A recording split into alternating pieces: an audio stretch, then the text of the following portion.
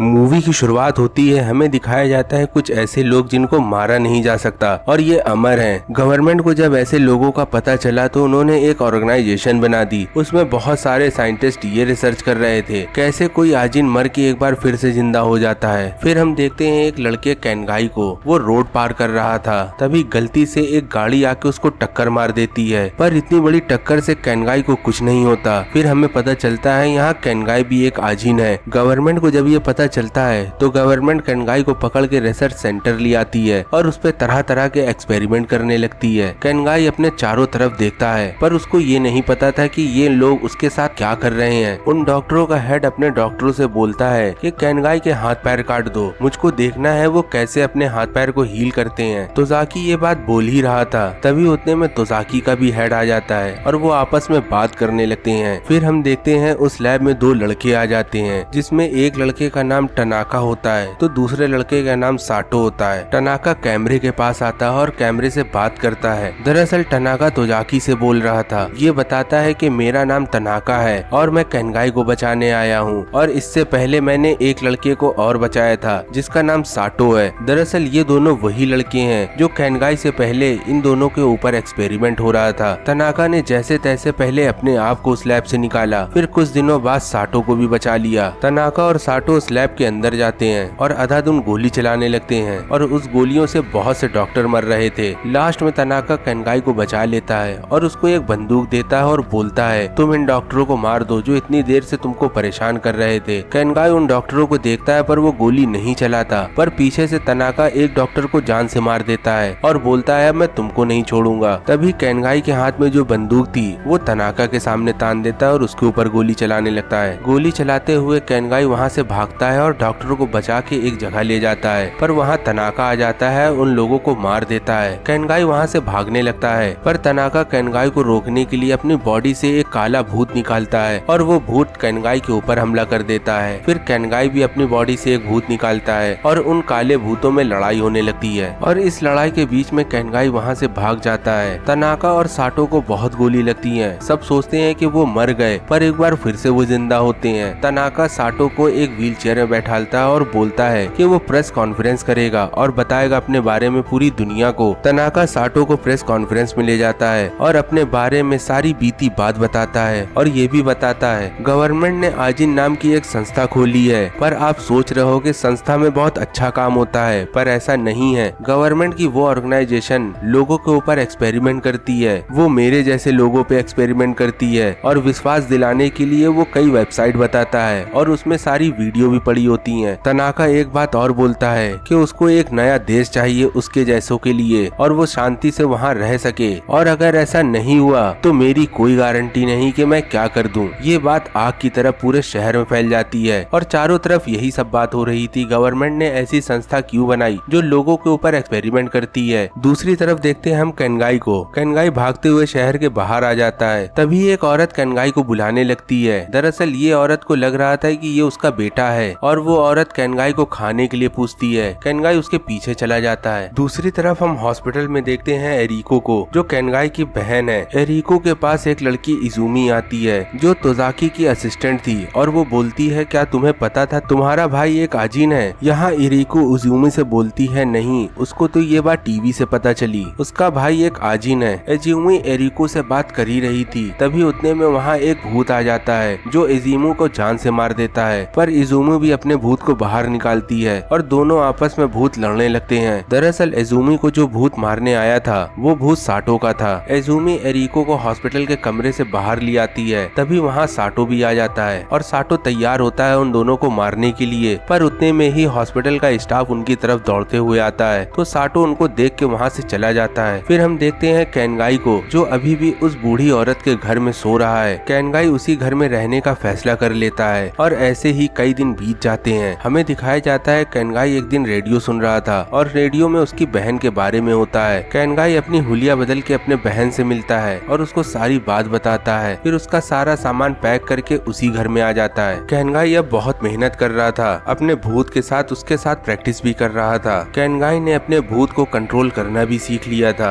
दूसरी तरफ टनाका एक वीडियो जारी करता है और उस वीडियो में टनाका बोलता है, अगर मेरी सारी शर्तें नहीं मानी गई तो हम हेल्थ मिनिस्ट्री को को तबाह कर देंगे। तनाका उसी वीडियो में सारे आजिन को वहाँ आने के लिए भी बोलता है। फिर हमें दिखाया जाता है एक बहुत बड़ी बिल्डिंग जहाँ हेल्थ मिनिस्ट्री का डिपार्टमेंट होता है और वहाँ का अधिकारी अपने ऑफिस में बड़े आराम से बैठा होता है। उसको जरा सी भी फिक्र नहीं होती कि तनाका और साटो ने उसको धमकी दी है। दरअसल उसने अपनी बिल्डिंग के नीचे बहुत सारे सिपाही अपने लिए तैनात करे थे। उसका ये सोचना था ये सारे सिपाही तनाका और साटो के ऊपर भारी पड़ेंगे, पर हम उनका दूसरा प्लान देखते हैं। तनाका एक बहुत बड़ा जहाज लेके उस बिल्डिंग से लड़ा देता है और तनाका एक बार मरने के बाद फिर से जिंदा हो जाता है और वहाँ बहुत सारे आजिन भी आ जाते हैं जो सारे सिपाहियों को मारने लगते हैं। पर तनाका के ऊपर पुलिस वाले बहुत बेरहमी से गोलियां चलाते हैं जिससे उसको बहुत ज्यादा चोटें लग जाती हैं। फिर हम देखते हैं साटो को, वो दूसरी बिल्डिंग में बैठ के उन पुलिस वालों के ऊपर गोली चला रहा था। दरअसल साटो का सोचना था जब तनाका को थोड़ा सा टाइम मिलेगा तो वो अपने आप को हील कर लेगा और ऐसा ही होता है। जब तनाका अपने आप को हील कर लेता है और एक बार सही होने के बाद तनाका सारे पुलिस वालों को मारने के बाद एक वीडियो बनाता है और वो वीडियो तोजाकी के पास पहुंचाता है। तनाका इसमें बोल रहा था कि 2 दिन के अंदर टोक्यो शहर खाली कर देना, अगर ये काम मेरा नहीं हुआ तो मैं इस शहर में जहरीली गैस फैला दूंगा, फिर रह लेना तुम इतने बड़े शहर में। 2 दिन के अंदर ये शहर मुझको खाली चाहिए। दूसरी तरफ गांव के लोगों को केनगाई के बारे में पता चल गया था कि वो आजिन है और वो उस घर में आके हमला कर देते हैं। तभी केनगाई अपनी बहन को लेके वहाँ से निकल जाता है। दूसरी तरफ तोजाकी तनाका से बोलता है तुम्हें टोक्यो शहर नहीं मिलेगा, तुम कोई और शहर ले लो। तभी यहाँ तनाका बोलता है तुम गधे हो क्या, हम है ताकतवर और हम ही रहेंगे सबसे बड़े शहर में, फिर चाहे कुछ भी हो जाए, तुम ऐसे नहीं तो वैसे दोगे, शहर तो मेरा होके ही रहेगा। फिर हम देखते हैं तोजाकी को। तोजाकी अपने हेडक्वार्टर से बाहर निकलता है और उसकी नजर केनगाई के ऊपर पड़ती है। वो केनगाई से मीटिंग करता है। तभी केनगाई अपनी शर्तें बताता है। वो बोलता है कि वो तनाका को हरा देगा पर उसकी भी कुछ शर्तें हैं। पहली शर्त ये है अगर उसको कुछ हो गया तो उसकी बहन का ख्याल रखा जाएगा और अगर वो बच गया और तनाका को उसने मार दिया तो इसको एक नई पहचान दे दी जाएगी और वो हमेशा अपनी बहन के साथ रह सकता है। फिर तोजाकी जब केनगाई की ये बात सुनता है तो मरता क्या न करता। तोजाकी को केनगाई की सारी बात माननी पड़ेगी। तोजाकी और केनगाई तनाका को हराने का प्लान बनाने लगते हैं। दूसरी तरफ तनाका भी तैयार था गवर्नमेंट के ऊपर हमला करने के लिए। तनाका का एक आदमी गवर्नमेंट के ऑफिस जाता है और पूरी बिल्डिंग को हैक कर लेता है। साटो उस बिल्डिंग में आके गोलियां चलाता है और सारे लोगों को बंदी बना लेता है और उन लोगों का साथ बहुत से आजिन दे रहे थे और वो सारे लोग छत के ऊपर जाने लगते हैं जहरीली गैस छोड़ने। पर हम देखते हैं तोजाकी को उस आदमी का भी पता चल जाता है जिसने उस बिल्डिंग में हैकिंग करी थी और वो उसको पकड़ लेता है। दूसरी तरफ साटो अपने साथियों के साथ एक कमरे में पहुंच जाता है। तभी वो देखता है कि चारों तरफ से कुछ काला काला उनकी तरफ आ रहा है। दरअसल ये चीज केनगाई ने बनाई थी अपने भूत के जरिए। केनगाई अपनी शक्तियों से उनको परेशान कर रहा था और कुछ देर में बहुत सारे सिपाही एक अलग तरीके की बंदूक लेके उन सभी को बेहोश कर देते हैं। दूसरी तरफ हम तनाका को देखते हैं जो एक वुड क्रेशर के पास खड़ा था और वो बोलता है कि उसकी अब एंट्री होने वाली है उस बिल्डिंग में। हमें दिखाया जाता है तनाका उस बिल्डिंग में अपने आप कहीं से आ जाता है। दरअसल तनाका ने अपना हाथ काट के साटो को दे दिया था और साटो वो हाथ लेके उस बिल्डिंग में आ गया था और हमने अभी देखा था तनाका एक वुड क्रेशर में खड़ा था। दरअसल तनाका ने अभी अपने आप को मार दिया था और वो हाथ के जरिए उस बिल्डिंग में जिंदा हो गया था। तनाका की ये चाल देख के सभी लोग घबरा जाते हैं और सारे पुलिस वाले उस पर हमला करते हैं। तनाका अपने भूत को उन पुलिस वालों के ऊपर छोड़ देता है और वो सारे पुलिस वाले मारे जाते हैं। तनाका साटो के पास जाता है और उसको एक बार फिर से जिंदा कर देता है। तनाका वो जहरीली गैस लेके एक बार छत में फिर से जाने लगता है। हमें दिखाया जाता है वहाँ केनगाई भी आ जाता है। केनगाई और तनाका के बीच बहुत घमासान लड़ाई हो रही थी और दूसरी तरफ उन दोनों के भूत भी आपस में लड़ रहे थे। हमें दिखाया जाता है तोजाकी को। तोजाकी साटो को ढूंढ लेता है और उसके ऊपर गोलियां चलाने लगता है। साटो अपने भूत को बाहर निकाल के तोजाकी को मारने के लिए बोलता है और वो भूत जैसे ही तोजाकी के पास आता है वैसे ही तोजाकी को बचाने इजुमी आ जाती है अपने भूत के साथ और आपस में वो दोनों भूत लड़ने लगते हैं। इजुमी को एक मौका मिल जाता है साटो को बेहोश करने का और वो साटो को बेहोश कर देती है। दूसरी तरफ हम देखते हैं तनाका और केनगाई में बहुत गजब की लड़ाई हो रही थी और लड़ाई करते करते तनाका केनगाई से बोलता है मुझे बहुत अच्छा लगा कि तुमने अपने आप को बहुत ज्यादा ताकतवर कर लिया। पर केनगाई को बिल्कुल भी भरोसा नहीं था कि वो उससे हार रहा है और केनगाई को भी एक मौका मिल जाता है तनाका को बेहोश करने का। केनगाई तनाका के पैर में एक इंजेक्शन लगा देता है जिससे तनाका बेहोश हो रहा था और उसी अफरा तफरी में केनगाई का भी एक हाथ कट जाता है। हम देखते हैं तनाका बेहोश हो गया है। तनाका का भूत अभी भी जिंदा है। तनाका का भूत तनाका के पास जाता है। पहले तो उसका भूत उसको जगाने की कोशिश कर रहा था, फिर लास्ट में वो तनाका को जान से मार देता है। अब एक बार फिर से तनाका जिंदा हो जाता है। अब यहाँ केनगाई तो बहुत ज्यादा थक गया था और उसके बिल्कुल भी हिम्मत नहीं थी लड़ने की। और जैसे ही तनाका केनगाई को गोली मारने वाला होता है, उतने में ही बहुत सारे सिपाही नाइट्रोजन गैस लेके उन दोनों को जमा देते हैं और वो दोनों के ऊपर अंधाधुंध गोली चलाते हैं, जिससे वो तिनकों में बिखर जाते हैं। वो सारे लोग वैक्यूम क्लीनर से भर के उनकी बॉडी एक कंटेनर में डाल लेते हैं और हमेशा के लिए उनको फ्रीजर में रख देते हैं। हमें दिखाया जाता है केनगाई के उस हाथ को जो गलती से कट गया था, दरअसल उसका ही आइडिया था उसके हाथ को काटने का। और यहाँ एक बार केनगाई फिर से जिंदा हो जाता है और केनगाई वहाँ से तुरंत अपने भूत के साथ भाग जाता है। केनगाई का वो प्लान भी सक्सेस हो जाता है और यहीं से मूवी खत्म हो जाती है। अगर आपको ये मूवी अच्छी लगी हो तो आप चैनल को सब्सक्राइब करके वीडियो को लाइक जरूर करें और कमेंट्स में आप हमें बताएं कि आपको ये वीडियो कैसी लगी। मिलते हैं दूसरी वीडियो में, तब तक के लिए गुड बाय।